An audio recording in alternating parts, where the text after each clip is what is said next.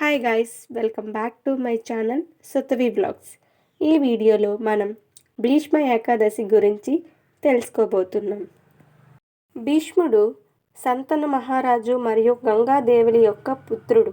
ఇతడి అసలు పేరు దేవవ్రతుడు. తన తండ్రికి ఒక ప్రతిజ్ఞ చేయటం వలన భీష్ముడుగా పేరు పొందుతాడు. భీష్మునికి ఇచ్ఛామృత్యు వరం ఉంటుంది.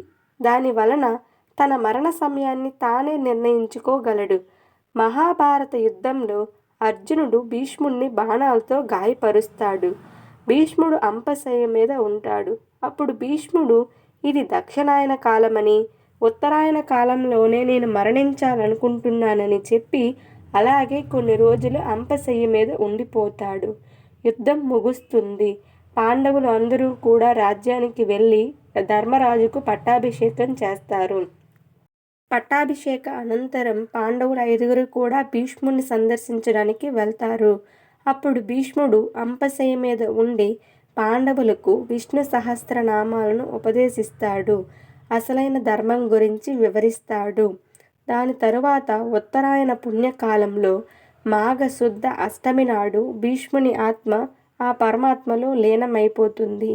ఆ రోజునే భీష్మాష్టమిగా ప్రసిద్ధి చెందింది.